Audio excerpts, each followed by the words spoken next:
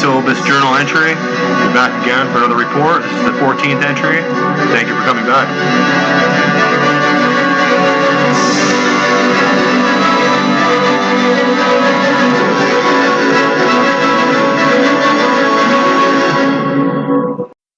So we're just going to continue to go through the process of kind of weeding through the news cycle, through the current events, and just we're listening to a lot of this discourse, this punditry, the different kind of reports that are coming out. It's like drinking through a fire hose. We can't really listen to every single thing, but we need to pay attention to a few key thinkers, if you want, or influencers in the culture who are willing to really be courageous and step outside the line and talk about things that are verboten, they're outside the public discourse, to give us an idea of what is happening inside the milieu of the globalist elite, the World Economic Forum, if you want, this kind of like the externalization of the hierarchy, the illumination of the Bilderbergers as they're coming out. And you have to remember that Prince Bernhard of the Netherlands was a Knight of Malta, and he was the one who started the Bilderberg meetings in the first place. I think it was at the Bilderberg Hotel or something like that, way back in the day. And so those were like steering committee. They were like a continued yearly meeting of the aristocracy, of the global elite, of the really power players of the world, to kind of get together and to, as Klaus Schwab would say, we're here to plan the future.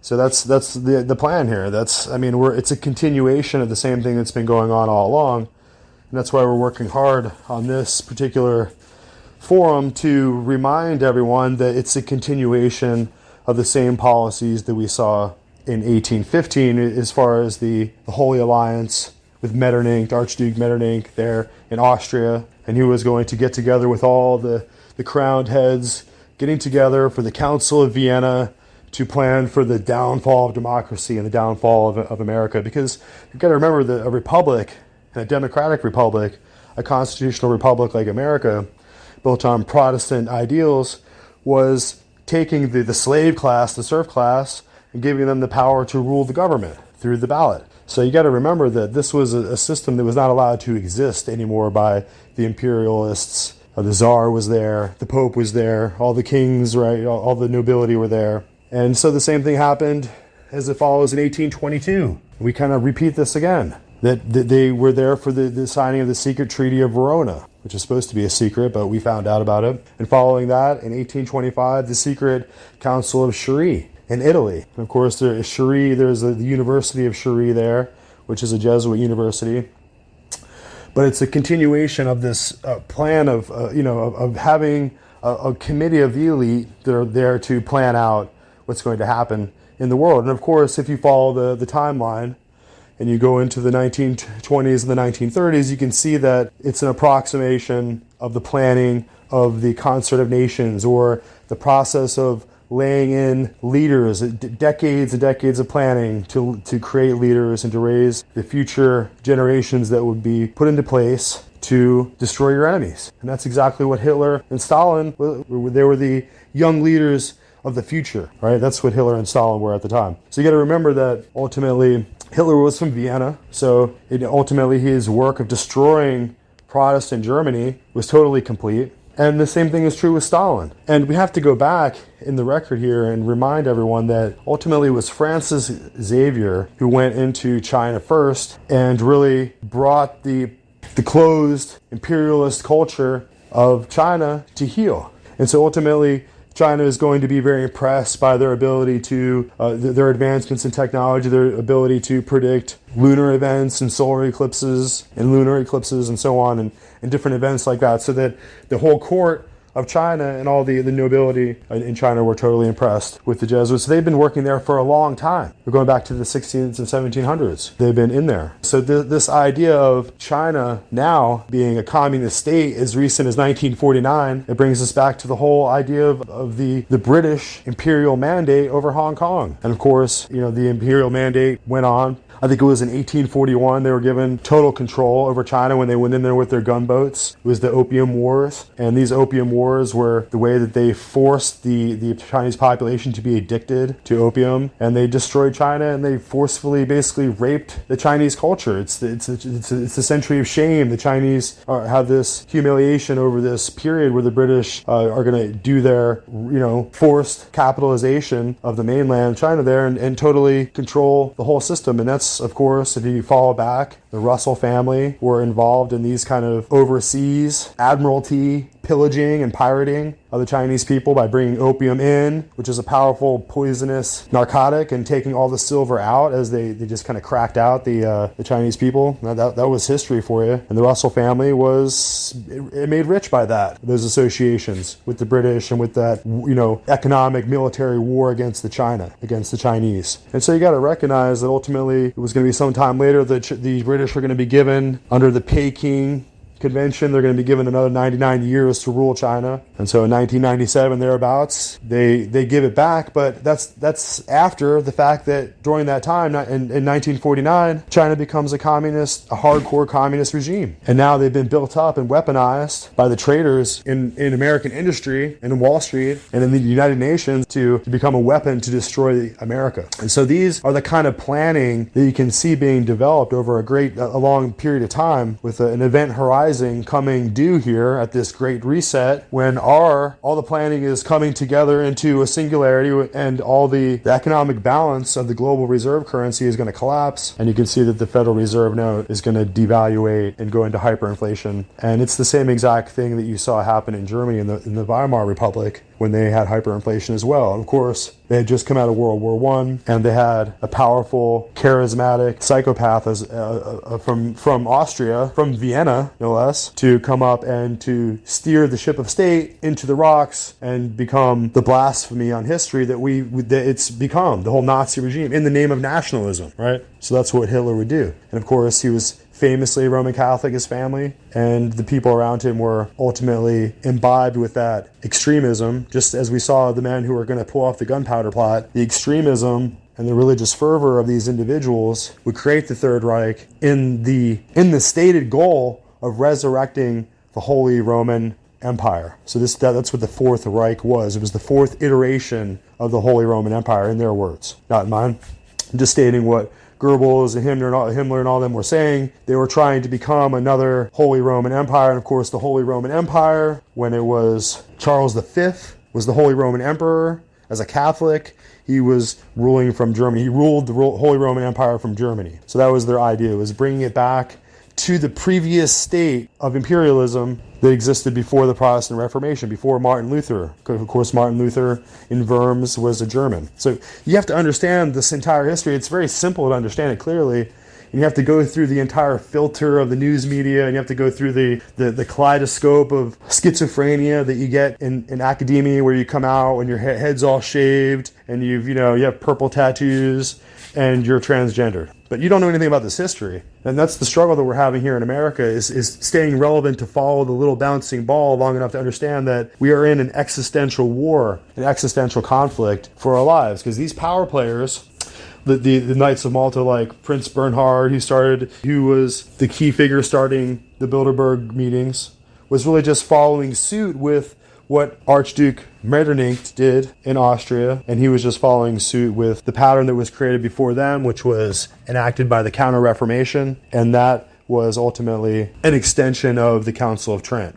So this doctrine of total, absolute, universal power is something that you're seeing coming out of Rome.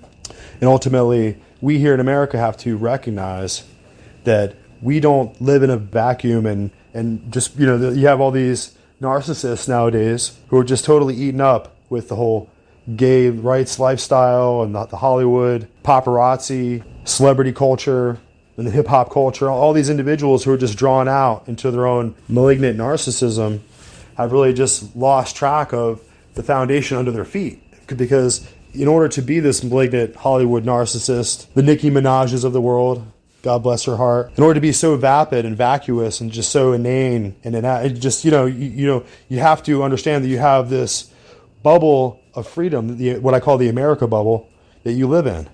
And none of the rest of the world is in that bubble.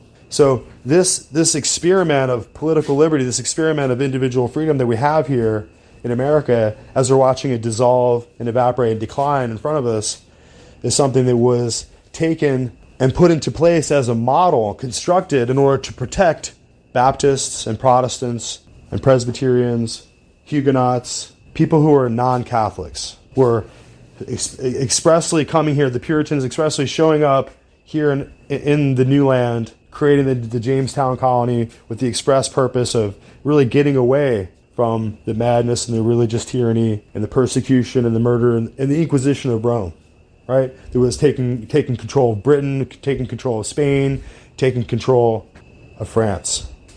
And that's ultimately the difficulty that we see, is that the people that are the Anabaptists and Baptists who are fleeing here to America are trying to escape for their lives so they can have their precious Bibles, so they can have the right to pursue their own faith in peace and their own lives. And that's the whole construct of the entire Constitution, is to create a new world of freedom and political liberty and individual empowerment for the individual person who has the right to have a defense against his overlords, right? And to have an equal footing and an equal vote with those elites and rich people and so on and so forth. So the entire concept of a republic, a constitutional republic like this in America, was something that was totally diametrically opposed to everything that we had seen in the divine right of kings in the past.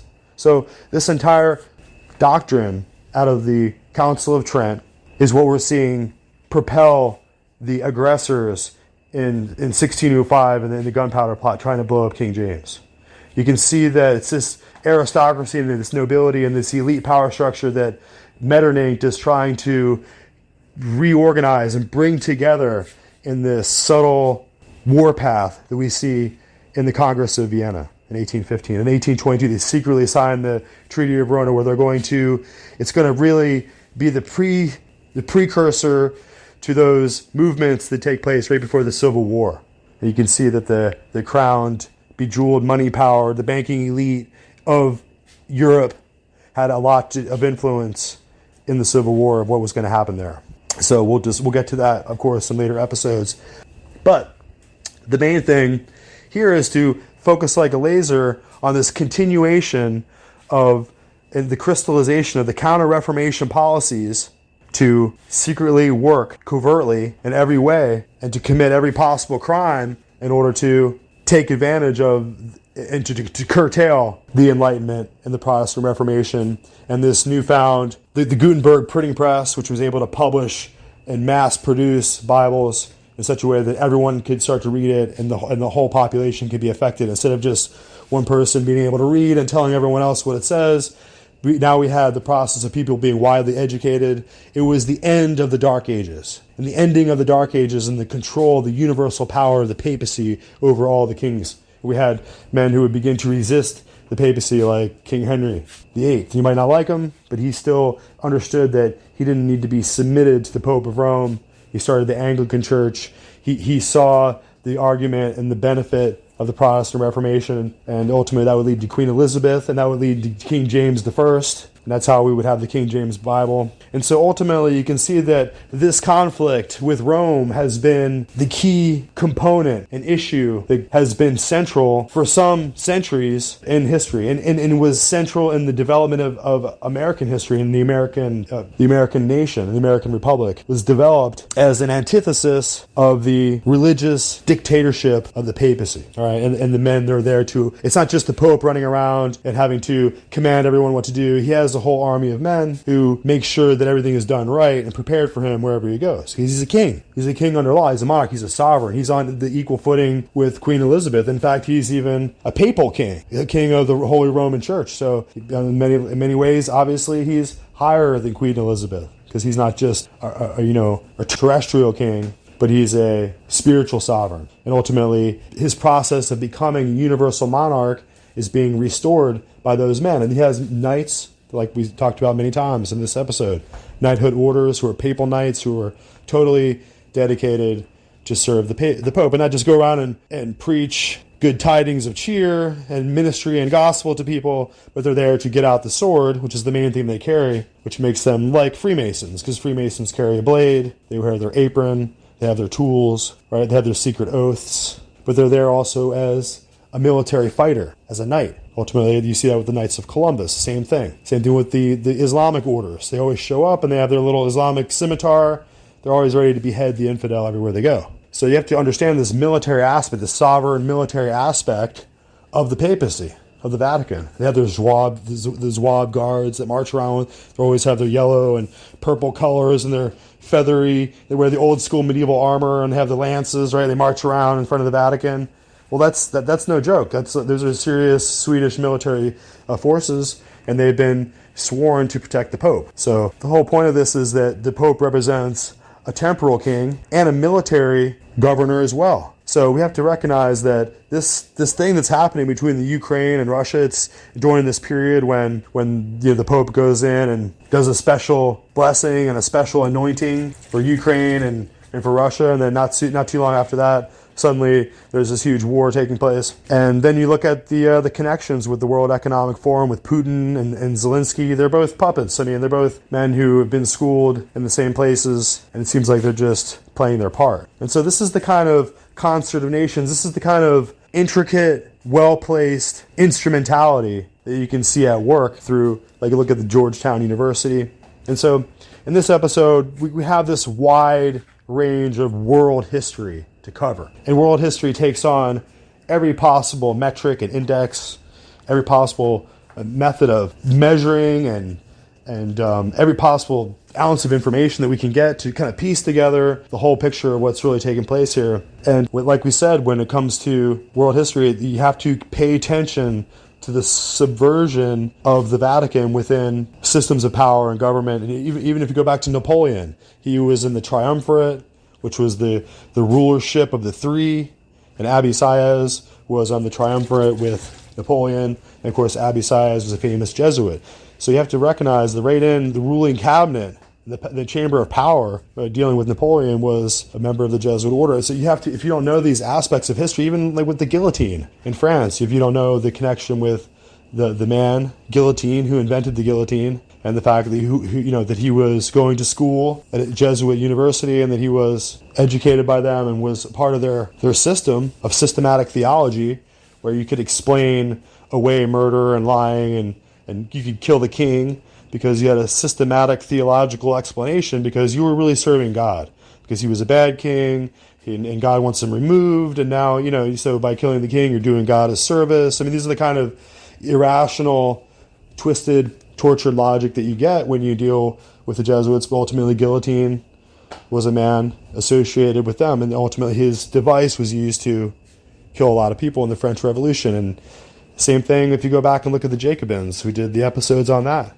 The Jacobins were a secret club who were meeting together at a Jesuit novitiate. A famous one that actually Ignatius Loyola actually spent time at, apparently, and he's the famous celebrity hero of the Jesuit order. They're the founder there. So if the Jacobins are meeting at a novitiate hall that was a place where Ignatius Loyola went, then you can see that there are the ties there to that system of clandestine, subversive provocateurs, right? That's what you're dealing with. So we're here to really open up the occult annals of history and the chronology of this by which we here in America have the right to read and to learn these facets of history and to know what they mean and to be able to make the right choices based on having a clear and salient perspective on world history. So as we're going forward, we're just going to bring a few of these discussions forward. And we were discussing the opium wars with China, and ultimately William Russell, his whole family was there shipping in the opium. And later on, he would go to Germany for a field trip while he was at Yale.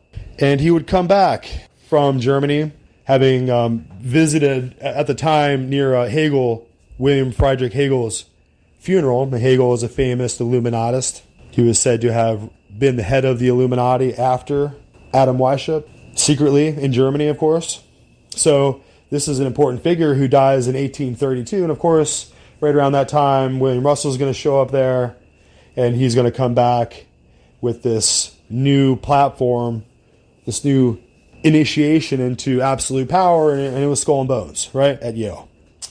So Skull and Bones at Yale ultimately stems from this desire, the ultramontane, religious, radical, the zealots of the Jesuits, of the papacy, and of the aristocracy and the nobility and the old system before America. So these guys are imperialists, Hegel is, and he's ultimately going to be with the nobility and desiring to have a king, a sovereign, a monarch in place, famously. So these are monarchists. These are not people that are interested in the rights of the people or in democracy or in every little guy, even the butcher down the street having a vote in the election. They just want the noble bloodline, the ancient noble bloodline, the rightful king to come in and chop off heads and to make other people rich and to just to take total dominion and total dictatorship over the government.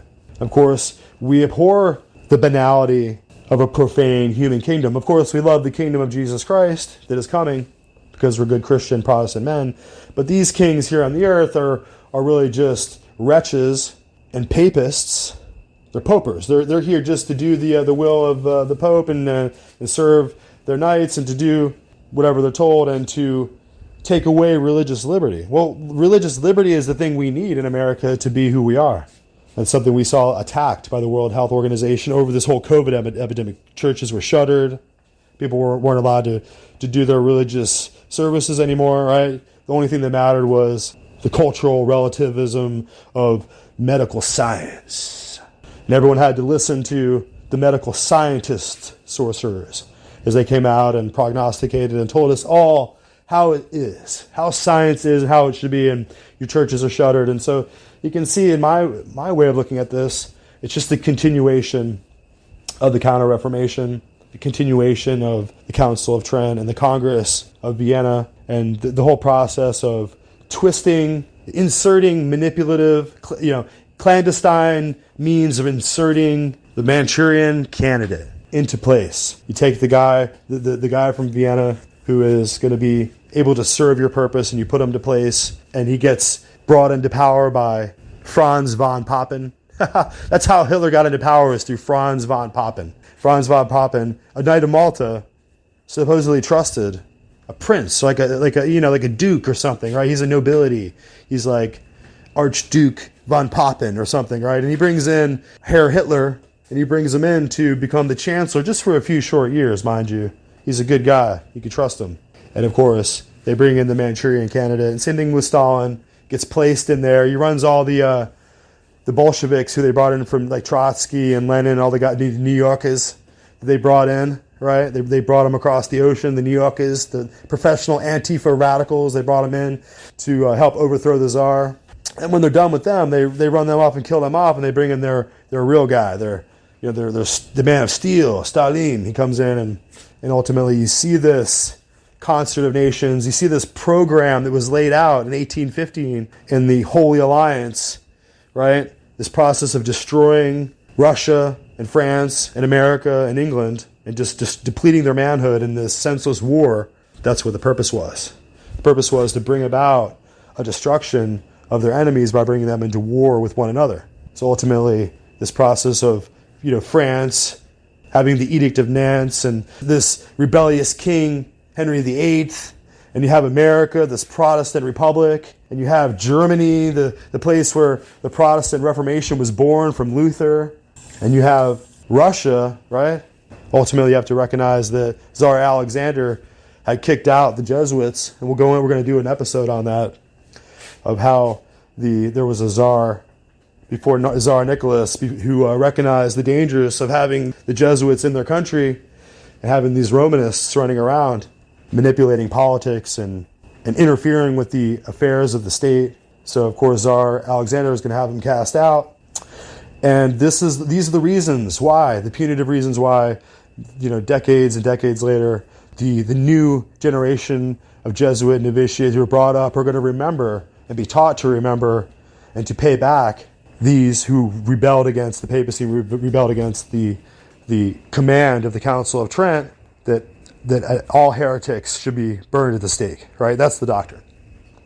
So as we get up to this newer generation, we're going to see that William Russell in 1832 is going to come back to Yale, and New Haven, Connecticut, is going to start the Skull and Bones Society. And at the same time, in the following year, in 1833, I believe it is, or so, around that time, in New Haven, Connecticut, also, the Knights of Columbus are going to be born, a new American knighthood, a papal knighthood order to serve the Pope. And so these two knights, orders of knights, like you would imagine a chessboard having two knights, two pieces, are going to have a crucial effect from the 1830s on, following the Council of Sheri in 1825, so that now in 1832, these new systems are going to be put into place, and we're going to go into this process of going into the Civil War, which America was almost lost at that time, except for, the God providentially used the Protestant Abraham Lincoln and raised him up at a time, obviously, to save the Republic. So that's what we need now, guys. We need to remember that these stratagems that have been put into place, centuries old congresses and constitutions and the councils of Trent and so on in the 1600s and so on and so forth, these doctrines are not going to just go away. And these systems of training up new phalanxes and new rows and new initiates into these papal orders who are going to serve just like their forefathers did and push these plans forward. Their plan to rule the world, and they're going to try to do so. And America was going to just be a speed bump in that process if we don't get our act together and begin to remember what our nation is all about. We're not going to be able to be America in service. We want to be good Roman Catholics, understandable, but the point is that you have to give up your nation and your liberty and your freedom, because ultimately the sovereignty of the Roman Church demands to have preeminence over all the different sovereign nations of the world. So America is not allowed to exist as a place of religious liberty. And so you have to be willing to sign up for that. And it's the same thing with China. China is not allowed to exist as it wants to exist. It's allowed to exist as a puppet in the hands of this imperial globalist empire that's being built. And everyone else has to change. All the other nations of the world have to be willing to change and to be ready to be subverted by these political designs. But the system that remains unchanged is in Rome. So as we go forward, let's listen to a few audio clips that we have here for you, and we're going to discuss it. Thing down there about you got the tech oligarchs, you got all of it. The biggest problem he sees, the number one problem, is we're suing the federal government too much, that we can't sue too much. But it shows you their mindset. This is why the Bushes and these guys, we've won all these elections for the last 40 or 50 years, and you lost the country.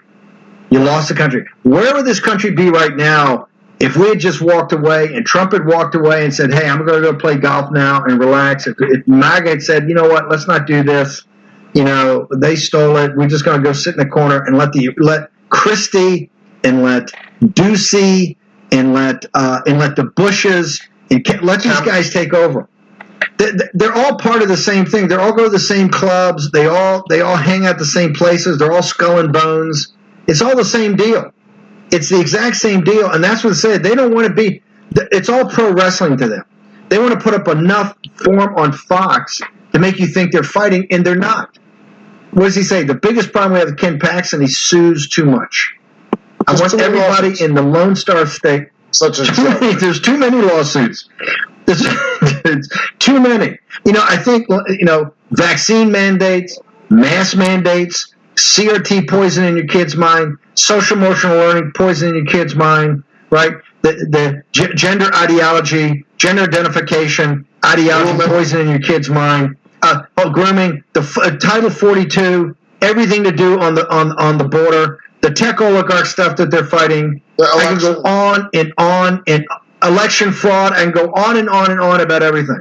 The biggest problem you got in the AG race in Texas, Bush is running on, is that we sue too much. We got to be more, wait for it, accommodation. So we'll just cut into it right there, and we're just listening to the different kind of provocative influencers in our current day and age. We have Steve Bannon, and he's always going to say the quiet part out loud. And I like to hear his perspective because he's going to give us a vantage point on all the different things that are going on, things that are discussed, the things that happen behind closed doors that the normal public discourse, the regular average populist viewer on the street just really has no idea what's going on, because we have this system of Hegelian dialectical control that really governs Washington, D.C. So over the last few decades, it didn't really matter if you voted for Mitt Romney or for Obama or for Bush, or it didn't really matter who you voted for, because ultimately they were serving the same masters. And the same program was really underway. And of course, you were going to see a facade of a political debate, of supposed difference in opinion, a difference in governing style or different policy points, but really you can see that the whole apparatus of the emergency war powers executive branch and the Federal Reserve debt system and the deep state monopoly, the imperial control system in Washington, D.C., as a mechanism remained unchanged, so that the borrowing kept going up, didn't matter what the promises were, the illegal immigrants continued to pour over the border, and the entire momentum towards this catharsis was really on autopilot. You can see that a lot with Donald Trump. He went in there and they were investigating him, and he had the arrogance and pompous attitude of Director Comey, and he was really representing his masters and Obama and all the rest of the deep state cabal that were behind the scenes, who were aligned with Davos and with Schwab and with all the Bilderberg trilateral weirdos from Europe, and all the kind of economists. And you can see that it all goes back to the Prince Bernhardts of the world, or the Queen Beatrixes of the world, or the Queen Elizabeths of the world. They're really the ones who ultimately are having the great influence. And you can see that they're building their sycophants and their robber barons. And you have the Jeff Bezos and the Elon Musks of the world, and they're taking different sides of the dialectical equation here. So you have right and left billionaire elites, and of course the massively powerful and the massively wealthy old money of Europe, and the nobility there is ultimately the ones that are really regaining control in the absence of power, in this power vacuum, and the collapse of American principles, and the corruption of Washington, D.C., and the tyranny that's starting to come out and overrun the American people. You can see now that they want to take away guns. And of course, they'll start up their roundups in order to get rid of all the illegal immigrants, and they'll start to have this militarized police state authority that will go around and just for the for the good of the people to follow the law. And they have this created crisis of having allowed millions of illegal immigrants to just kind of drift like tumbleweeds into the country, and now they have to have a problem reaction solution. So now there comes the solution, and ultimately they're going to have these FEMA camps, and they'll have to repopulate millions of Hispanic, brown people with have melanin in their skin, repopulate them somewhere else, and in the process, destabilize the entire country. And in this process, of course, we can expect that one Republican candidate will go out and one Democrat candidate will go in, and eventually they'll use the same powers to round up people who don't want to give up their guns. And so these are future events, and we'll come back later on to these different little audio clips, and we'll have to be proved right once again over the course of time that it's a systematic process of control, and it's the Ivy League, it's the Washington, Georgetown University establishment, right? The New England establishment there that has affixed so much control over the apparatus through Washington, D.C., through the CIA, through the FBI, which is now just little more than a political Stasi, a neo-Gestapo that's running around the countryside arresting Republican candidates who might threaten their little power elite, the Gretchen Whitmer Obama power structure that they have kind of built out. And they have no interest in going back. So it's going to be a full steam ahead, a transgender drag queen in every classroom. And you can see that the politics are backing it up. So if you have Colbert's comedy camera team sneaking around inside the federal buildings, inside the office buildings of the Republicans, then they're released, no problem. But if you're a J6 terrorist insurrectionist, you're still in jail. And so the entire system of justice in the country is completely depraved, it's debased, it's dissolved, it's become demoralized. And really, we should regard these federal agents, as good as they might be, if they're going to obey these fascist orders from their superiors to run down or round up the villagers who have for thought crimes, then we should just regard them as Hessians, as redcoats, as people that are just tyrannists. So if you're a federal agent and you're just a tyrannist, you need to get a new job. You need to recognize it's not your job to go around and regulate the parties, the political parties in this country, or take part in political persecutions. And if that's what you're there to do, then the American people should resist you. In my opinion, the American people should send people to Washington, D.C. who are grown-ups and who are serious and who can just take down the FBI building piece by piece. And we don't need an FBI. We can have a new American investigation unit, and we can just replace the FBI. We can replace the CIA. We need to have serious thinkers in Washington, D.C. who are prepared to challenge this system of despotism that we're seeing unveiled. And we need our states' rights back. We need to know where to go to get our states' rights back, and we need to get off this. It's our bad that we're so indebted with these Federal Reserve notes. You owe so many Federal Reserve notes for your credit cards, and Federal Reserve notes for your mortgage, and for your cars, and Federal Reserve notes for this and that. But we need to get off the Federal Reserve note. It's going to collapse in our pockets, and it's going to take our whole country with it. So it's time to put our economic power in financial instruments that are going to survive, because the Federal Reserve note is not. So Steve Bannon has more to say, so we'll just take another listen here. Good point, the globalization. In fact, you've seen it. The Reuters had a huge story this morning. The reporting of Financial Times of London yesterday, which was the kickoff, is still the one on top of my stack here. Investors challenged by demise of 3 decades of globalization, of the era of globalization. Demise of the era of globalization. Everybody in Davos, and this is why what's happening in Georgia is so vitally important. What's happening in Georgia, and obviously in Alabama and Arkansas, is it's the rise of MAGA versus the Republican establishment. Remember, you can't look at things as left or right anymore. You got to look at them as up and down. Nationalists versus globalists, right? The populists versus the elites, and the economics thereof. It's just not cultural. People say, "Oh, it's just cultural." People, all these cultural grievances. No. This is inclusive nationalism. Is about economics, and it's about power. And Davos, remember, that's the kind of that's the skull and bones. And people get things confused. When I say the party of Davos, they call Davos man.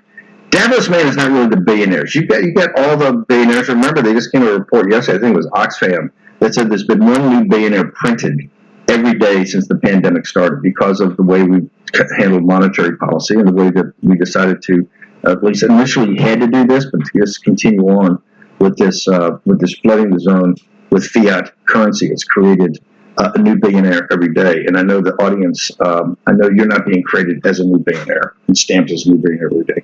Davos man, though, is really the factotums, the functionaries that go there. It's the consulting firms. It's the law firms. It's the media advisories. It's the commercial banks. It's the investment banks. It's not the swells. They're all there too, in and out. The Elon Musk and the all the sheiks from the Gulf Emirates and guys coming from the Chinese Communist Party and the billionaire hedge fund manager. Larry Fink will come in there, but the Davos man is basically this cult. They've told him they're the elect. You heard that in Klaus Schwab's opening, right, where he tells you you're among the elect, right, and we have to build the future as long as stakeholders. You represent stakeholders. You're a Grundun or relative Grundun. But you represent a state. You represent stakeholders, okay? And those stakeholders, as long as we collaborate, and that's why you have people that go there and attend, and people say, "Oh no, I'm just going to find out who you are." No, you're a collaborator into that effort. You're empowering that effort. You're giving that effort credentials. Let's talk about Davos for a second. And I'm going to go back to a very specific time in our history. If you go back to the 3rd week of January of 2017, just a random time interval. President Xi came to Davos, right? Came to Davos to give the kickoff presentation. What Zelensky gave you, kind of the big kickoff speech. And he gave a speech that essentially said it was the end of the Westphalian system. He said that we are now, and it was an interconnection of not just markets, but of process and kind of a network effect, a network of markets and process. And this network was global in nature. And that they were going to be the railhead of that with the manufacturing base, but they were a network and they one belt, one road, all of it. And Davos man couldn't get enough. standing ovation, headlines in the Financial Times. She had come and he had outlined essentially a new world order predicated upon the post-war international rules-based order, which was supposed to be the thing that we fought so hard for, right? And they were loving it. They were loving it. And this is all the media elites and the accounting, firms and the law firms and all the banks and commercial banks, the hedge funds, who are all in one business. Remember, everybody in Davos is all in one industry. What is that industry? Information. Right? That's information. They either how they manipulate it, how they interpret it, how they analyze it. It's data. It's really data and information. Whether you're investing, whether you're a law firm, whether you're an accounting firm, whether you're a media company, one of these marketing companies, branding companies, you're in the information business, different aspects of it.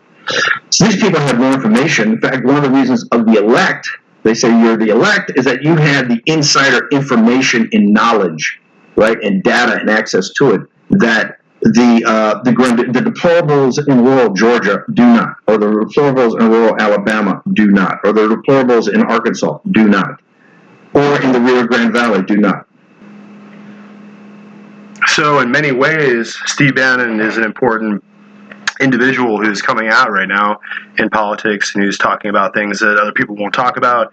And you can see, if you listen carefully right there, in this discussion about the World Economic Forum, and its connection and its birth out of this system of globalism, out of the whole culture of globalist elitists that really have everything to do with the World Health Organization, the World Bank, and the International Monetary Fund, and the United Nations, and Davos, for instance, and this whole process of internationalization and creating a global one world system that really makes obsolete all the nations of the world. This process, it was something that was being born out of the Bilderberg meetings, which were created by Prince Bernhard of the Netherlands. And so it really goes back to this idea of nobility, this idea of creating a bloodline, a royal bloodline, by which all the plebs and the serfs must submit to the royal authority. And the whole philosophical underpinning of kind of noblesse oblige, as opposed to give me liberty or give me death, and the idea of the fight for the human liberty that was enshrined in the American Republic. And so that you can see that the whole momentum and gravitation of geopolitics in the world moving in the centrum of the Davos Forum, the World Economic Forum, if you will, bringing together Islam and the sheiks and the rich Arab Saudi princes, and bringing together the kind of vacuous technocrats, the millionaires who occupy Silicon Valley, bringing together the ultramontane stalwarts of the aristocracy in the European Union, who have combined their effort to become a superstate in the name of creating the Holy Roman Empire in an age of modernity and globalism. And you can see that even the CCP comes to the Davos, and Xi Jinping gives a great speech. It's the end of the Westphalian system of nation states and individual freedom and constitutional republics. And it's an age of globalist elite billionaires and massive nuclear weapons and Russian incursion into Ukraine. So you can see that the move here in history, 2022, is a fulfillment of what was planned in 1822. And you can see that between 1922 and 1933, the world was in a great deal of change. And you can expect that kind of change to be repeated now on a larger magnitude greater as we move forward here in 2022. And these philosophies and these great American principles of religious liberty and courageous stance against tyranny with our cannons and our gunpowder, and the idea of a free press and free speech are all now antiquated. They become kind of mundane, ancient hieroglyphs and ruins in the sands of time to these people who are ready to build a Wi-Fi network, an Internet of Things and places and in people, and cybernetic implants in your brain and chips in your hand so you can just walk into your office and light up your office with the wave of your hand, right? So this is the kind of direction that they want to move in, and they want to have presidents in the White House who have crackhead sons, who have been knocking up strippers, who have children with no names, and we have the Chinese preparing for war to come and to fulfill what their destiny was I mean, they were people that have their whole civilization built in recent history on the post-traumatic geopolitical catastrophe of having the British forcefully mass import opium to your people with gunships. And then a few centuries later, we have the installation of Mao and the Chinese Communist Party in a country that's supposed to be a protectorate and is supposed to belong to the Commonwealth of British States. Somehow they just handed over to this malignant and destructive concentration Stalinism. And then over the course of time, Tiananmen Square happens, nothing happens. Bush Sr. just sends over Scowcroft, and we just make it all good. We're going to bring the CCP, not the Chinese government, but now the Chinese Communist government into the World Trade Organization and into the United Nations and into the World Health Organization. And of course, we're going to make sure that all of our weapons secrets, our nuclear weapons, and all of our secret technology gets stolen by them. And nowhere along the way, when it was possible for us to make sure that the Chinese people were liberated from this horrifying state of communism, at no time were we able to depose the Chinese Communist Party when they were weak and just rice paddy farmers. But now they've built themselves up to a near-peer competitor with nuclear weapons and nuclear-powered subs, mind you. And so you have to see that this isn't just the happenstance of random organic history. This is something far more. And you can see that in the Far East, the Chinese Communist Party, in the Far East, the great Chinese nation, an ancient powerhouse of geography and manpower and vast cultural experience, has been harnessed the way that you harness an ox to plow a field. And they've been enslaved. They've been enslaved to make James LeBron's sneakers. And not just him alone, but hundreds of thousands of other people around the world are making millions of dollars off the slave labor of China, who just openly has no problem committing cultural and mass genocide against the Uyghur people and now threatens Taiwan. So it's time for us to recognize the dangers of our own ignorance and allowing ourselves to just watch more Seinfeld episodes or whatever people do, because there's so much content. It's like an ocean crashing down, a tidal wave of content crashing down, and people can't get off their devices. We're just so addicted to our phones in the last 10, 15, 20 years of the gradual production of this technology as we carry around trackers who report back every thought we have, every place we go, and every word we utter to some kind of mainframe, computer somewhere, some Apache servers somewhere, just picking up every detail of our lives. So we've entered this panopticon of a technological surveillance state, and we're about to find out firsthand what these stakeholders in this new stakeholder capitalism. And I think that it's fair to say that you and I are not the stakeholders. In the American Republic, the stakeholders were the people. We the people, we were the ones who are going to set up legislatures that would set up rules and laws and statutes that we wanted, that would allow for freedoms that we desired and would be changeable by the methods that we decided would be an issue. And of course, you can see now that George Soros, he gets to come down and decide who's going to be the DA in some little county in Mississippi. And so this world of democracy is now an illusion, and so we can't actually affect change on our government, and our government is going to use its now inappropriate and illegal and illegitimate grant of power over us as supposedly having a mandate, supposedly being decreed with having authority from you and I and from the voter, which they don't have. They'll use their status as the government to come and take us away. We're now J6 insurrectionists. And if you don't want to go to jail for sneaking around federal buildings in Washington, D.C., then you just have to be a Colbert camera crew, like we were saying before. And then it's all good. No worries. But we're in a state of massive political hypocrisy in this country, whether for or against, it really doesn't matter at this point. It's just a state of endemic hypocrisy. And so everything is absolutely clownish now. I mean, Joe Biden shitting his pants and forgetting where he is after a life of wickedness and vile evil. They went to the guy who runs Project Veritas. I have quotation marks right now. My fingers are up, making quotation marks. Project Veritas. They go to his house and kick in his door because they want back the diary of the daughter of the President of the United States that discusses how he was taking showers with her. So we're in a really mixed up state.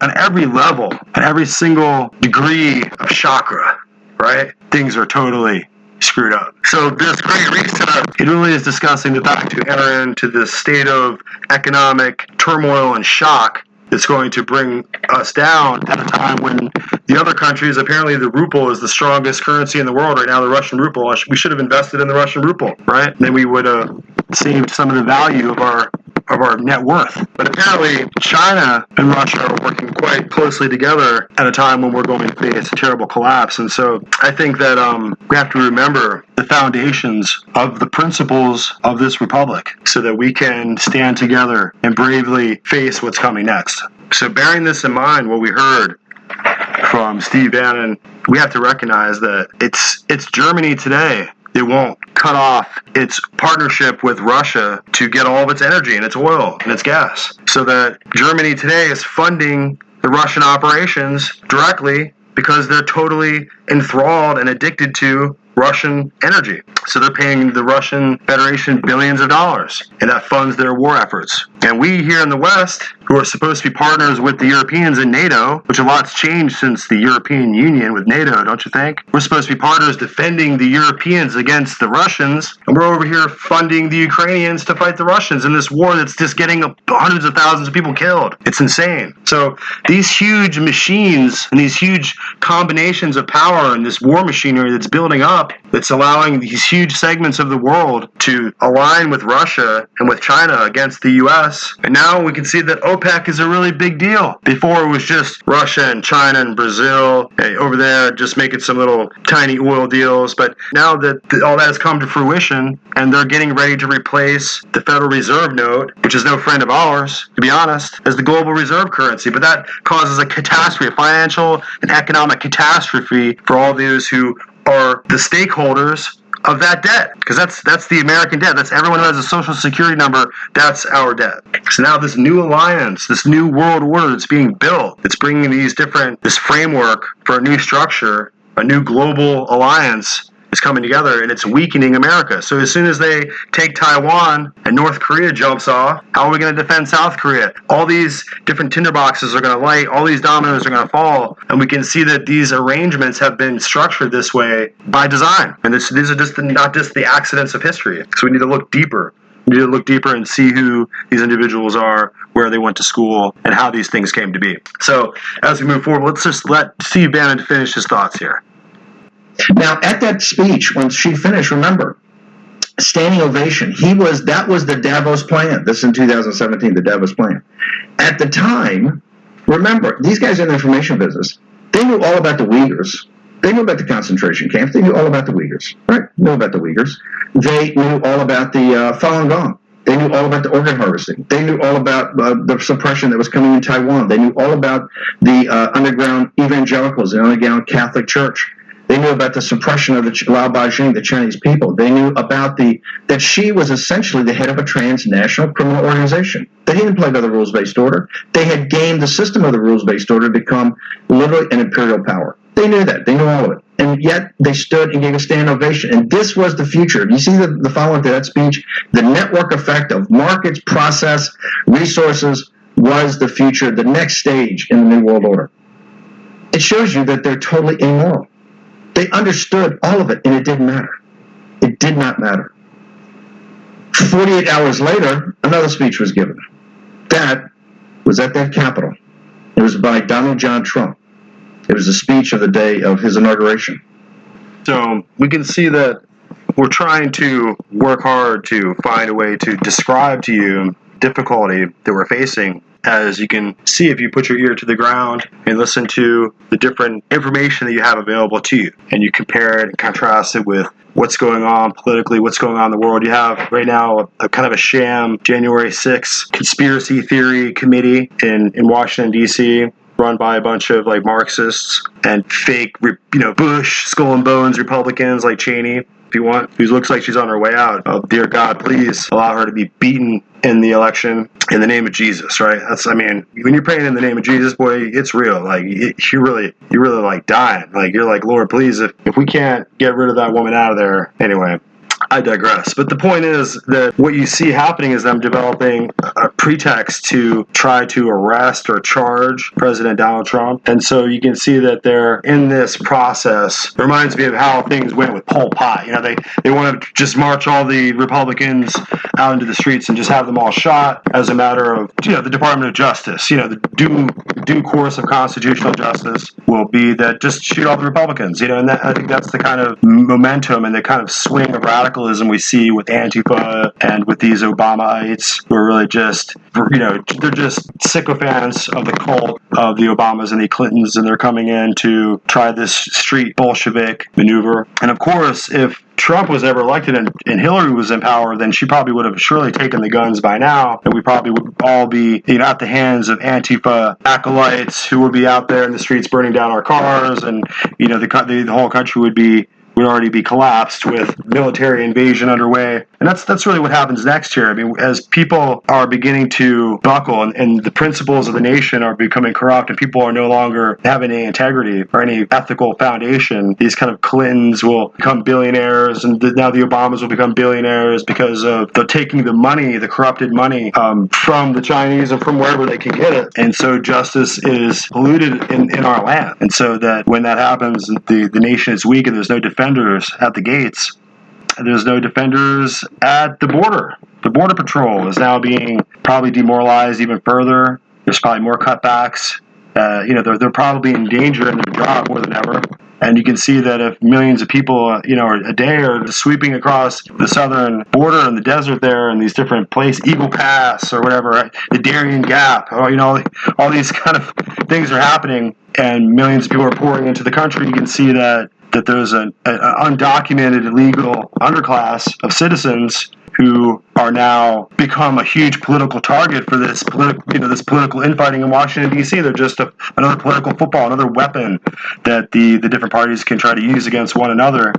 Like I said, I think that when the radical reactionary Republican, the neo-nationalist Republican Party comes back into power, and it's going to be angry, it's going to be lashing out, it's going to want to round up all these undocumented people, and it's going to cause a crime wave, and it's going to cause the targeting of law enforcement against this underclass of undocumented foreign nationals that are floating around the country right now. You can see them trying to look very American in Walmarts everywhere you go, and in Targets too. So everybody gets to see them, and they're here. And it's just a situation where you can see that it causes, as these individuals have to have jobs, and they do take to spend money here, but they're sending a massive amount of the money back overseas, and it further cuts the throat of the American economy. And these people have been encouraged, like it's a fun park, to come and run into the United States and to just work and live here peacefully in this tranquilo, right? And they like that, and they like earning those federal pesos and dineros, and it's all well and good. But of course, when this new regime gets into power, I think that it'll be part of the deep state pharmaceutical military industrial complex gearing up for one reason or another to begin to use its broad policing powers and its geospatial technology and its ability just to randomly grab people wherever they're at, pop up. How people used to do, they would be raids, there would be La Migra, right? The immigration services would show up at the jobs and arrest the people and send them back to their countries. And so when this happens on a massive scale, I think it's going to change body politic within the United States, so that now we have this new mechanism for regulating through technology people's legal status. So you won't just be pulled over by a cop who looks at your license and discovers you have a warrant. Now warrants will be issued and people will come and pick you up because you represent a little red dot on a Google map somewhere in DARPA or whatever. You have a phone with you and you have your digital fingerprint everywhere you go. So they'll just drop in and just take you out, and that'll be the new mechanism, the new technotronic law enforcement mechanism that'll be put into place. And so you can see that it's going to be a lot harder to maintain individual liberties and political sovereignty for yourself when the technocracy in one party or another begins to take total technological control over your life and over your daily life and your schedule, and it becomes a process of dictatorial micromanagement over your life, and whether what you do next. And this, of course, is all in the words of these different massive corporations like Meta, and these are the people that are interested in creating human-robot hybrids, who are creating the technology to put implants in people's brains to try to create new levels of cyborg interface with technology, with humans. And so, these are the individuals who are beginning to spell out the future, and this is what they have to say. This is how they view the nature of your life. The idea of having a vote in a republic in America is very quaint. It's very colloquial, right? It's very American.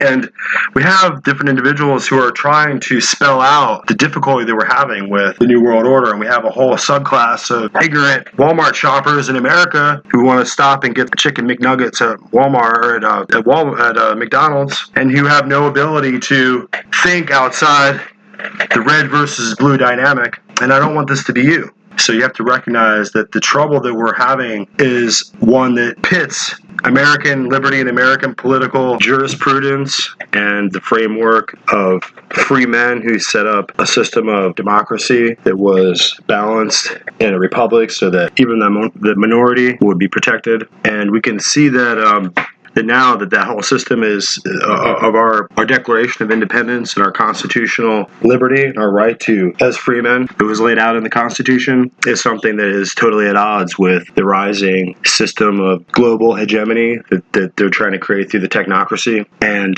through the technocratic state. You can see that you have Apple making iPhones in sweatshops with slave labor, and they turn around and sell you $2,000 devices that are just as fragile as glass, and they're making billions of dollars in this cultural paradigm where we have the expectation of freedom and rights for all, and they have the expectation of dying young and just being used for the Falun Gong, just being used for their body parts and their organs being harvested, and genocide against the Uyghurs, all just so that these guys can sit up there and have billions of dollars, billions of credits in their bank accounts.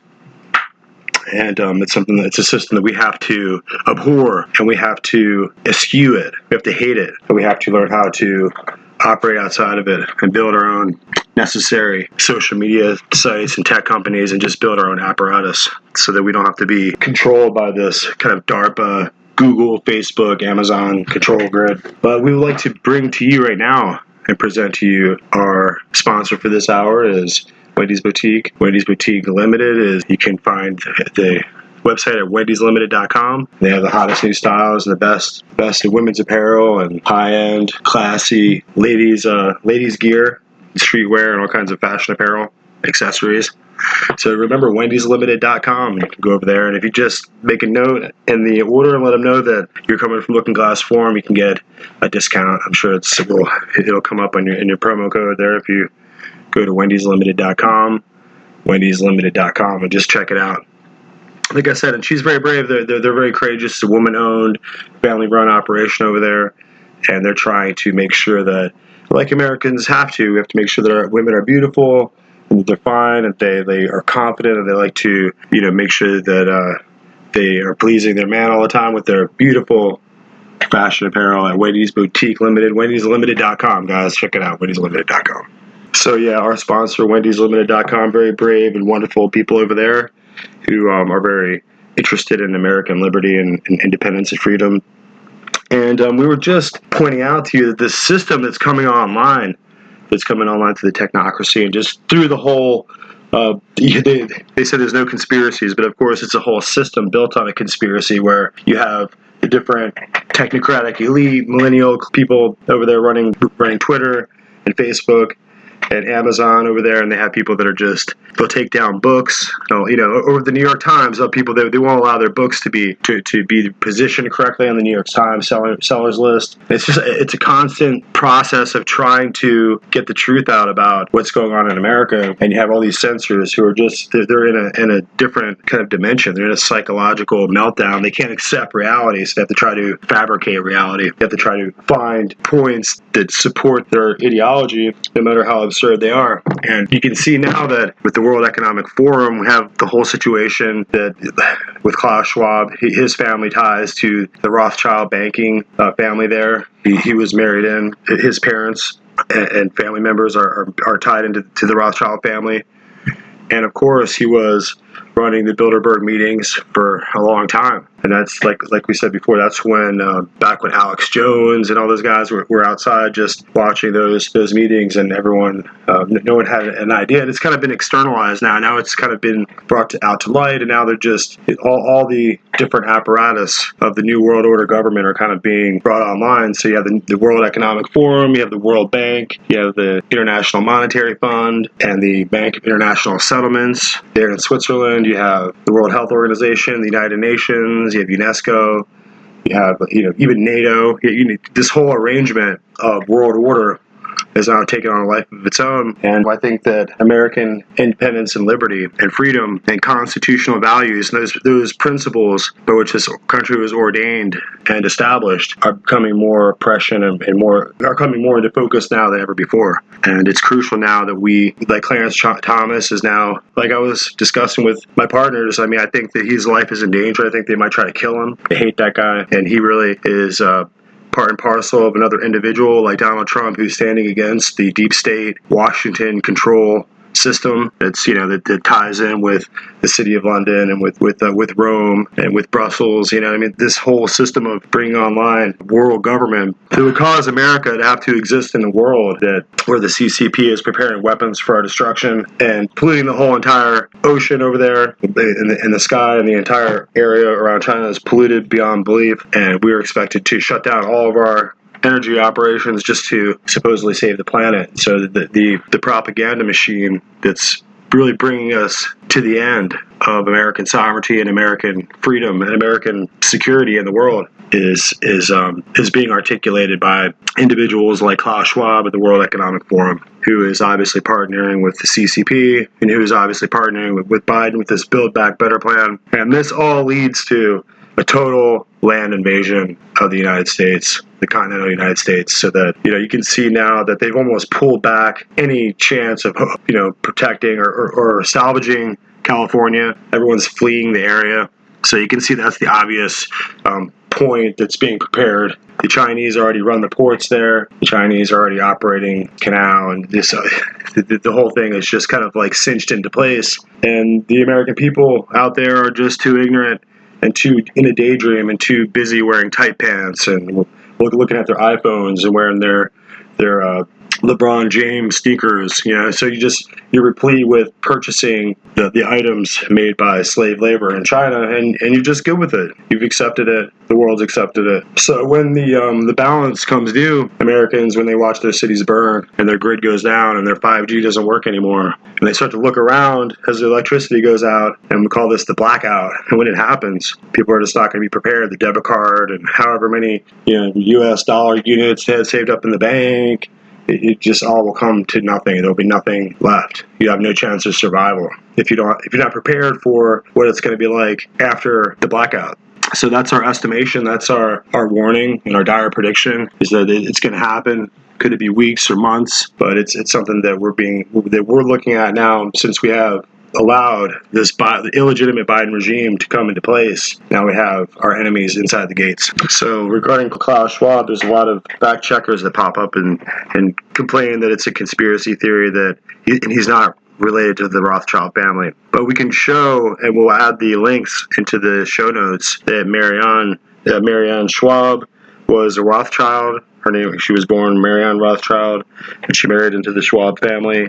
So his mother, he has family members who are, his family is the Rothschild family. It's just the way it is. And we can show that in the data points, and you can try to break those down and find out, how those could be, if they don't fit your worldview, maybe you could find out how they're false. But as far as I could tell, he despite all the fact checkers, and these fact checks that come up are just propaganda points, that they're the oracles of truth. They claim to be the arbiters of all knowledge and veritas and truth, and if they say that Klaus Schwab is not connected with the Rothschild family, then it must be true. But of course, we can, like I said, go check the show notes. We'll show the links that it's clear that he is. How the World Economic Forum, how it's poised and set up to be a non-government organization, an NGO that's kind of tied with the United Nations, but it's just kind of this platform for globalist leaders to tell the rest of the world some kind of propaganda message or whatever. Just this positioning of themselves as the stakeholders of the future, right? And the owners of the world, who have the World Health Organization here to tell us who's sick or what science is, and Fauci, right? And then you have, of course, the United Nations, a bunch of Luciferians and weirdos up there with Theosophy, and they have Helena Blavatsky. And we have a lot of episodes more to go more deeply into these issues with the secret doctrine and to just some of the occult underpinnings of the United Nations, which are kind of shocking, and people really don't know anything about it.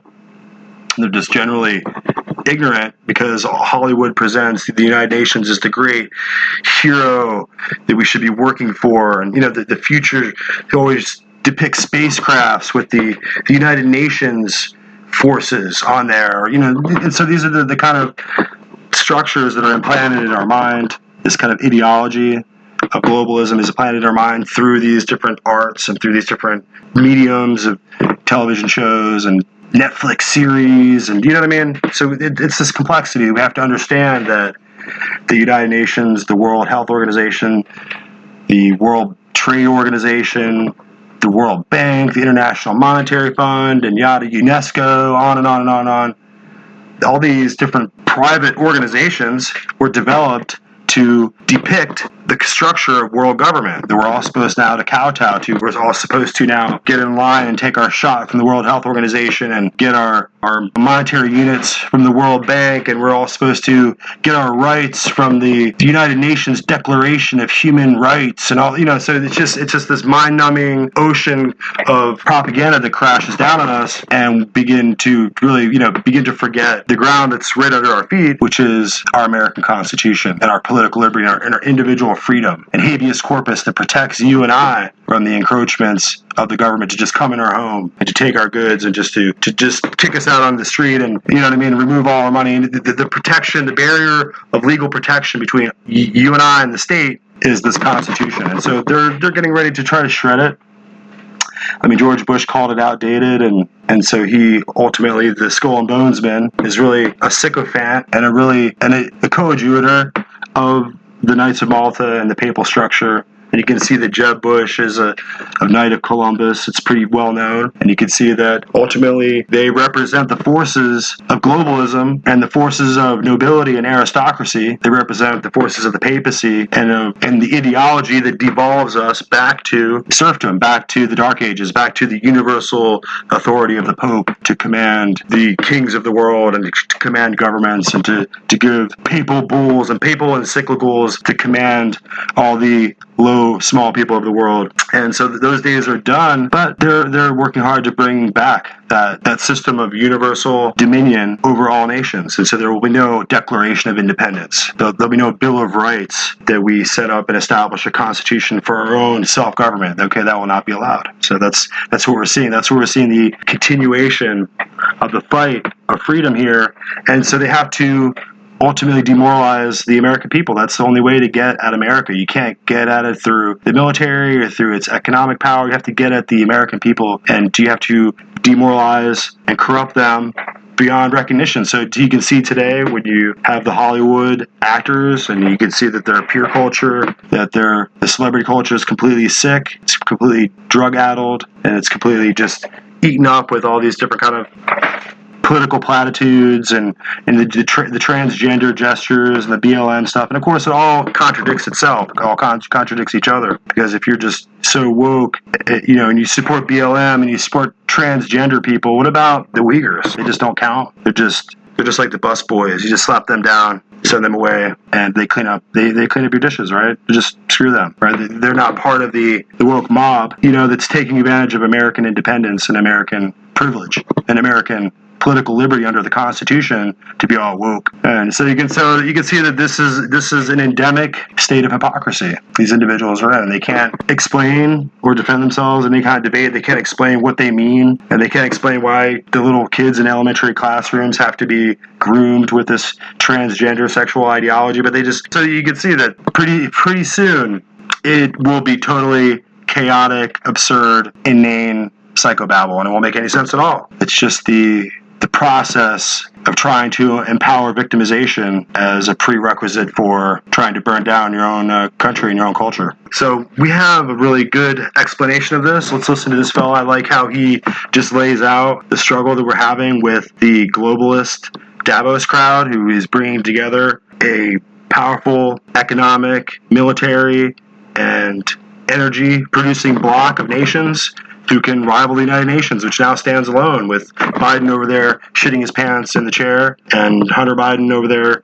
smoking crack and making genius deals with the spy agents and the espionage officers and of the CCP and the spy masters of the CCP. He's over there, making deals with Burisma and the Ukraine. I mean, this guy is he's got his fingers on money that was sent to set up biological weapons labs in Ukraine. I mean, this whole thing is a catastrophe. And no one apparently has the courage in this entire country to confront it. And meanwhile, they're trying to find a way to charge Donald Trump with some kind of like case, some kind of like indictment, right? So it's really the power of this pushing back against Comey. We thought we just had a problem with Comey, the director of the FBI. Well, apparently it's much more than just Comey. It's Comey and the director of the World Health Organization and the director of the World Bank and the director of the World Economic Forum. It's this entire apparatus of global government that now has partnered with this process of uncoupling and the supply chains, and then now China threatens us with the inability to get medicine and the inability to get the components to make medicines and shutting off our supply lines.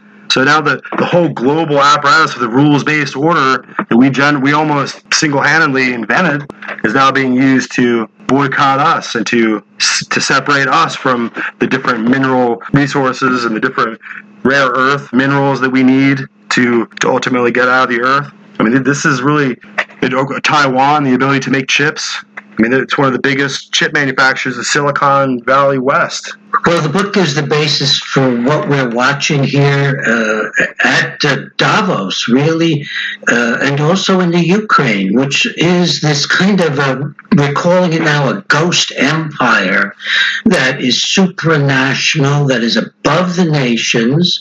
One of their spearheads is the World Health Organization, but it overlaps with the military-industrial complex, which, of course, is feasting in Ukraine. And this globalist organization basically drains the wealth from the poor nations, and then in the wealthy nations, it drains the wealth from the working class, the middle class, and even the upper class up into the globalist organizations. And the result of this has been this growing disparity in influence and in wealth between a very small group of a few thousand people and the rest of the world. And that is basically what we're fighting. And unfortunately, as we point out in COVID-19, the global predators, most of the large industries are involved with this, Stephen. Most of the large medical and scientific establishments are involved with this. And the single answer to it all is exactly where you're focused: rebuilding the sovereignty and strength of the United States of America, because we are literally all that stands between a globalist empire, literally, and a free nation. So I think that's a fascinating way to describe the situation that we're dealing with here in this turmoil and this struggle for hegemony and supremacy and political power and sovereignty in the world, and to have a military capable of defending those rights. And we can't have a Declaration of Independence, we can't have a Bill of Rights, we can't have profound political liberty for all of our citizens and prosperity to boot if we don't have a military capable of defending our borders, or a government capable of enforcing the laws that restrict who can come in and who can go out. and whether they're documented. And so I think we're facing a point of total demoralization where parents are struggling to keep perverse drag queen perverts out of the schools, away from the kids, or those who want to inculcate perverse sexual practices into the minds of children who are just there to learn and to become the future citizens and the future caretakers of our country and our nation and the future parents. So this kind of molesting and this inappropriate introduction of sexual conversations and ideas into the elementary or middle school classrooms or any classroom is, really inappropriate, especially if that's not what the classroom is designed for. Even if you're in college, why should you be harangued by sexually perverse ideas in an environment that's supposed to be academic? And so that's what you see coming from these hallowed halls of academia. The intellectual classes have no sense, and they don't have the ability to maintain even a modicum of decency or integrity because they're so beset upon other people's children. And of course, these people who want to inculcate and induce homosexual ideas into the minds of children are people who can't have children themselves, and who want to just wreck the minds of and sexually exploit the minds of other people's children. So that's why it's so heinous and so reprobate and depraved, and it's just disgusting beyond words. That we should really just hang them. We should hang them by a tree. And if you're going to go into a classroom and try to approach children about sexual topics or transgender issues or tranny, drag queen things, you should just be dragged outside and drag queened up a tree with a rope on your neck, and we'll just drag you by the tree. Okay, that's my personal opinion. So it's really enraging. People are incensed, and they should be. Of course, we can't be provoked to go over the line. Just, you can imagine the January 6th, the people were all sent up there to go and approach the Capitol building, and then when they were led inside, they were duped into committing crimes, unwittingly crossing a red line that the Obama-ites, the Obama Antifa fascist left-wing psychos were going in Congress, and Nancy Pelosi and Taboo were all going to take advantage of to use as a casus belli. And of course, Trump is powerless on his way out to do anything about it. They weren't prepared for the fraudulent election irregularities that were cropping up, the Dominion voting machines, and the ballot boxes being stuffed with hundreds of thousands and millions of questionable ballots that are now just all shredded and gone as no more evidence. And every step of the way, when we tried to get into the machines and take a look at the elections, all the local people were paid off, probably by Zuckerbucks, right? Came in with $500 million and spread it around, and everyone shut up. And we're dealing with the consequences of a corrupt and illegitimate White House. That's what we're dealing with. And so to change the whole subject, we have another interesting clip here, and we're going through the different notations that I make when I'm listening to different episodes and to different kind of podcasts and different news clips, and I have a whole bunch of them, so I'm just going to go through them slowly and try to flesh out what is happening, the undercurrents that are taking place behind the scenes, what is really going on that isn't immediately apparent. People like Steve Bannon are really good at just kind of stating out loud what is, like we said, with this stating the quiet part out loud and just saying what needs to be said. And he's been pretty courageous. I mean, I don't support him on every single thing that he thinks or all the different ideas, but I think that he's been pretty courageous on calling out some of these elites and pointing the finger and naming names. And that's what we really need. And I'm not sure really how he's tied in or how he's connected, but he's been really critical, and he's been critical in an effective and open-minded way in pointing out and shining a light on people that need to be have a light shined on them. So that's why he is necessary as an instrument, as a tool for in this show, because he's going to discuss things so often that the other people will not discuss, and people can just brush these topics under the rug and say that's conspiracy theory. Those things aren't real. Those things are just made up. They're in a book somewhere that you have to read. There's no YouTube video, because, of course, every YouTube video gets kind of canceled or deleted or taken out, or, that discusses anything that's contrary to the orthodox worldview of how everything is supposed to be, right? So if you're contrary to the globalist worldview, then, of course, you'll find that your video will be canceled. And they haven't found a way to cancel books yet. That's why we have our book club. And they haven't found a way to cancel this podcast. That's why we need your support so badly. And We hope that you do support us. But this next clip is a crucial facet of the discussion that just kind of passes by and people won't know about it. I didn't know about it, but it has to do with the history of Ukraine and this complexity between Ukraine and Russia and this long-standing antagonism between the Orthodox and the Roman Catholic hierarchy.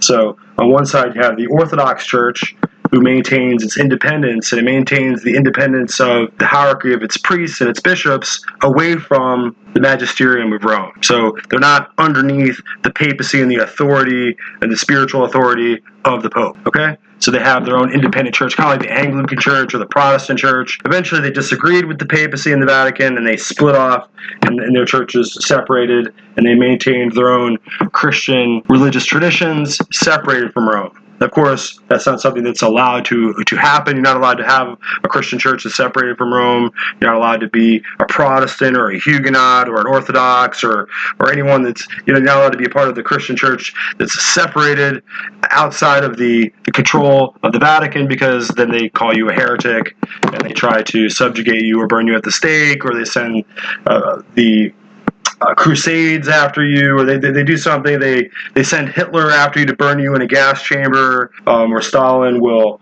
round you up and have you shot, or one way or another, the Vatican is going to deal with you if you will not submit to the papacy. So what you're seeing in the backdrop of the religious aspect of what's happening in Ukraine is this power struggle between the Vatican and the Orthodox churches. And you can see that that Putin represents the globalist power structure that's trying to subsume and reverse history and to have the final say on the separation and independence of the Orthodox churches. So this next clip from Geopolitics and Empire is fascinating. The gentleman has a little bit of an accent, but you can understand him. So let's take a listen to the awesome clip here. If you 1,000 years old story. Because I think the roots of this conflict, we can see now in Ukraine, are very deeply rooted in history in Europe.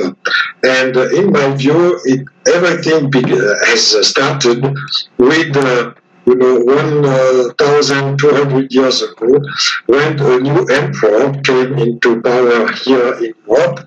The name of this emperor was Charles the Great, and he was the first one. He was a German, and he was the first one to restore. He wanted to restore the old Roman Empire, which collapsed at the 5th century after Jesus Christ. And this guy was a conqueror. He was a blood maker, if I can say, because he killed a lot of people to conquer his new states. In Germany, it was in South Germany and north of France. His capital was Aix-la-Chapelle, Aachen, now in Germany. And this guy wanted to change the religion. Because it was the Orthodox religious at the time, and the Pope, everybody was Orthodox in Europe or in the East, in Jerusalem, Turkey, and so on, Constantinople. But this guy wanted to change the composition of the Trinity. You had the Father, the Son, and the Holy Spirit. He wanted to change a little bit the thing. It's ideological fight for him in order to have a common ideology, new religious ideology for his states. But he could not succeed. He succeeded to become an emperor because the Pope, he had the Pope to reconquer his seat, the Holy Seat in Rome, and he could become emperor, but he could not change the religion. This change came 1 century, 50 years later, in the 10th century, when a new German prince called Otto was able also to gather European states and to create a new empire. It was the Holy Roman German Empire. And he wanted also to change the religion. He could not succeed at first. He has to his successor was able to do it 50 years later, and it was the religious schism. We have told just a few minutes, which happened in the 11th century. Why this remembering of the history? Because this religious schism between Catholic people who became Catholic, it was in the Western Europe, and the Orthodox in the eastern part of Europe, in Greece and Byzantine Empire, was the first divide of Europe, of the Christian world, let's say, in two parts. And now we can still see that in Ukraine. For instance, in Ukraine, you have also this same division between the Unyat, we call the Unyats in Ukraine, in the West Ukraine. These people are from Orthodox Rite, but they are submitted to Catholic Pope in Rome. They depend on the Pope. And the eastern part of Ukraine is still remain, they stay pure Orthodox. And you have this divide, this gap, just in the middle of Ukraine. So it's a very 1,000-year history. We can see always today, until today, the importance of this topic, even now in the modern Ukraine. So I just mentioned that to remember how deep is this divide, because after the collapse of the Greek Christianity, of the Eastern Christianity, the collapse of Constantinople, police, with the Ottoman, with the Turks, in the 15th century, the heritage of the Orthodox Christianity and the heritage of the Byzantine Empire was transferred to Moscow, because it was Moscow who take into account as a heritage all this religious and political, it was the follow-up, if I can say. And the hate between Catholic and Orthodox was also transferred to the Russian after the collapse of the Byzantine. So we can see how the hate of the Eastern or the Orthodox has migrated during centuries. So I think that's a fascinating little piece of information and perspective on history to add into this particular Syllabus Journal entry that we're doing here. And we can see that the age-old move towards destroying democrat ideals, the ideals of democracy and the Republican structures of government that we have here in the West that support a massive, wealthy, prosperous underclass of people who have in a system of political freedom have worked themselves into a place of burgeoning strength and health and prosperity. And you can see that these lines of economic lines were drawn long ago in the religious struggles and the religious wars of the past, so that the Orthodox Church is being targeted, and the Orthodox followers, those who participate in an Orthodox Christian church that is not submitted to the Pope of Rome, have become now targets here in Ukraine. And it's all part and parcel of this sudden inflection point we find ourselves in history in 2022.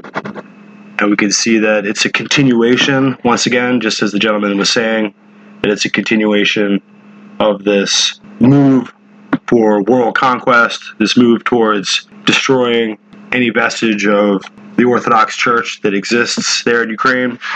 And you can see the same thing was happening under the Clinton administration in Kosovo and in the different Serbian wars that were happening there. It was once again a reinforcement of the Croatian purges that happened under Ante Pavlov. And of course, Clinton would come in later and side with the Croatians and would join in this ethnic genocide against the Serbians. And that can be summed up, despite all the complexities surrounding all the United Nations Security Council involvement it was the Albanian Muslims and the Catholic Croats against the Serbians, who were ultimately, who had been the Yugoslavians, and they were ultimately Orthodox. So it was a full court press of controlling the media with this kind of propaganda analysis and this idea of ethnic cleansing, when it was really the fact that it was the Orthodox who were fighting for survival in an environment where it was the Catholics and Muslims who were basically wiping them out. And it all depends, these kind of stories all depend on how you frame the history and how you frame the storylines and how you present and choreograph the subject matter, so that you can have your audience to decide to support the individual or the party that you want to support. So if you want to support the Croats and the Albanian Muslims and destroying the Orthodox, then you create the news propaganda to talk about the plight of the poor Albanians and the poor Croats who are suffering at the hands of these. So there's all the complexity of history that we're seeing there today. The same thing is happening as the Russians come in, and they ultimately are backed by the Vatican and by Pope Francis, and they're going to go in and rectify this 1,000-year-old score, and they're going to go in and take advantage of the situation to attack and destroy the Orthodox, who are not submitted to the papacy. So that's the underlying analysis of history. That's the buried headline that people are not going to discuss. You don't see being discussed in any kind of way. We're talking about the troop movements, about how many Ukrainian troops were killed and how many Russian tanks were destroyed, but we're not talking about the history of the whole reason why they're there in the first place, why you have this kind of white people killing other white people who virtually all speak the same language. But in the background, you have two church groups fighting. You have the Roman Catholic authority of the Pope to dominate all the churches, and then you have the Orthodox priests and the Orthodox bishops there who are trying to remain independent from the Pope, and so that's the underlying story of the clash that's not being discussed. And we often spoke before about this connection with the World Economic Forum and the Young Global Leaders group that's been operating there behind the scenes for a long time, and its connections with President Putin in Russia and President Zelensky in Ukraine. So on some level, there's a connection in their past to this group with the World Economic Forum. And there's the whole issue of the question of Klaus Schwab and his call for a great reset and this control mechanism between what we term the Party of Davos, and its influence using environmental regulation and social justice tactics to tamp down our ability to produce energy and create a crisis in our courts and in society itself, and create a kind of a political a societal schism between people who have different ethnic backgrounds in America, and creating all these kind of fascist groups. I mean, you can see George Soros is tied in ultimately with the World Economic Forum and their backing of these Antifa groups.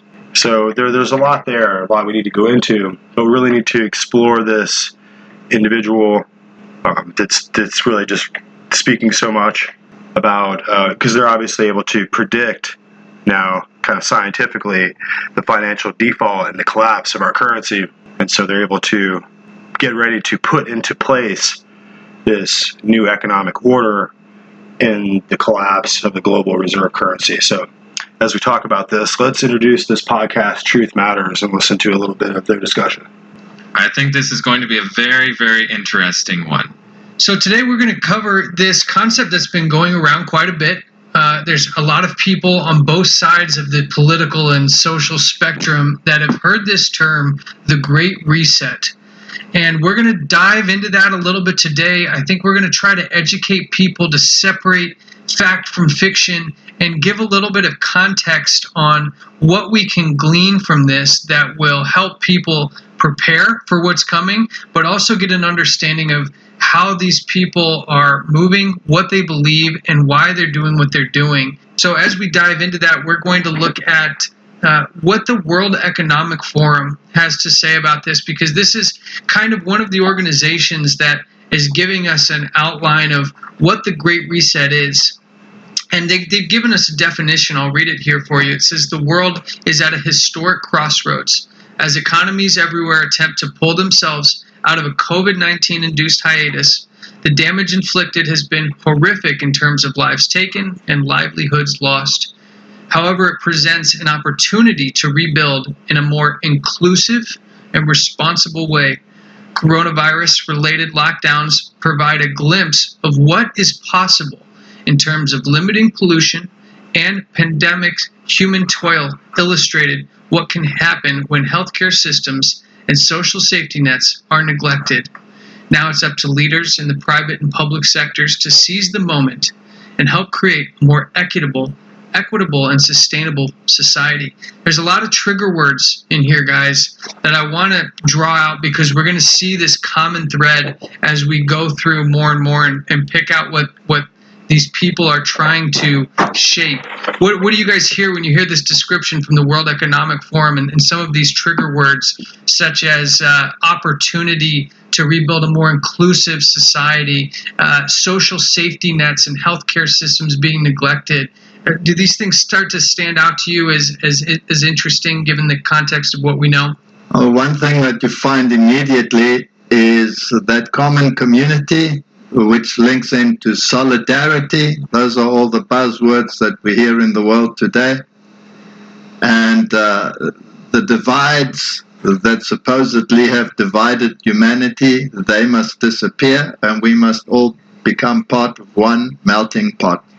Yeah, it definitely is pushing for universal sort of inclusiveness, right? Which on the surface doesn't seem to sound so bad, but I'd like to take us inside the World Economic Forum a little bit and listen to what the executive chairman, Klaus Schwab, has to say about this himself, because it'll start to give us an indication on how much of our lives will be impacted by this Great Reset. These are our direct quotes from Schwab himself. He says, to achieve a better outcome, the world must act jointly and swiftly to revamp all aspects of our society and economies. Now listen to what's covered in all aspects. Education to societal contracts and working conditions. Every country, from the United States to China, emphatically must participate. And every industry, from oil and gas to tech, again, the word must be transformed. Now here's the key. Here's how he closes this very encompassing statement out. In short, we need a great reset of capitalism. It sounds like the thing that seems to be in the crosshairs for people like Klaus Schwab is capitalism being a central issue. Why do you think that seems to be the concept that's in the crosshairs right now? Well, again, you have to look behind the scenes, because who could be driving or shaping his economic plan and his economic outlook? We know what the economic outlook is that emanates from the papacy, because it has been made clear in one encyclical after the other, starting with Rerum Novarum and with the last encyclical from Pope Francis about fraternity. And what they are driving for and moving towards is a form of socialism which has similarities with fascism, where the state and the industry are in partnership for the sake of the community. And this model is obviously the papal model. Now you have to ask yourself, this Klaus Schwab, where does he come from? And why is he such an important voice in the world that we are living in? And you can ask yourself, where was he educated? He was educated at the University of Freiburg, which is a Jesuit-run university. So again, we have that connection that links them all together. And the agenda is exactly the same as that which is proposed by these powers. So you can see there that we have another fascinating piece of information. And of course, we're going to add all the links that we have just kind of run through, we'll make sure that we add them to the show notes in the podcast. So you can just check that out and see some of the discourse and see some of the sources of information.